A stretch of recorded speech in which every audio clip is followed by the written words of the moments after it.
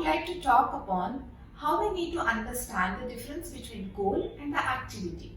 Because only when we understand what a goal is and what the activity is, we will be able to stimulate the child in a more appropriate manner.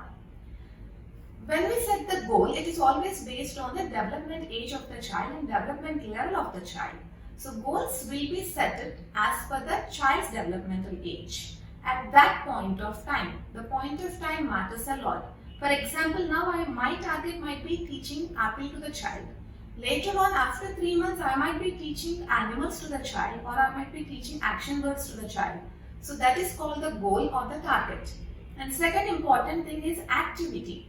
Activity can be of anything. We can use any method to teach the child.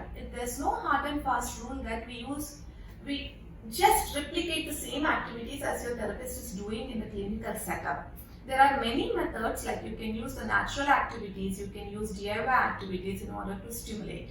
So there should be one goal and multiple activities to stimulate the same goal in the children. This is Dr. Dilshuknagar from Daffodils CDC in Hyderabad. Always remember, the concentration should not be on the activities. The goal should be on the target. So your target is teaching apple to the child. So in that case, you should start thinking on different varieties of activities. For example, we can use the natural fruits and teach them the matching with the fruits. When it's a natural thing, definitely kids will get a chance to smell it, to feel it, to see it. And it's always easy to teach the concrete skills to the children rather than the abstract skills. So that's the reason I make sure all my parents work in a natural method to stimulate and reach the goal of apple. So similarly, you can use any of the DIY activities or a simple art and craft activity like coloring an apple picture.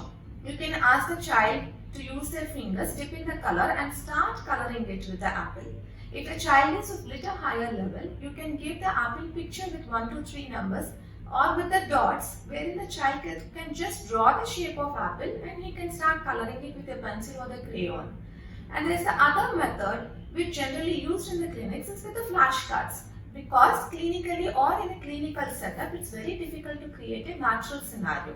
So definitely your therapist will be depending either on the toys or on the flashcards or any of the activities like your coloring task.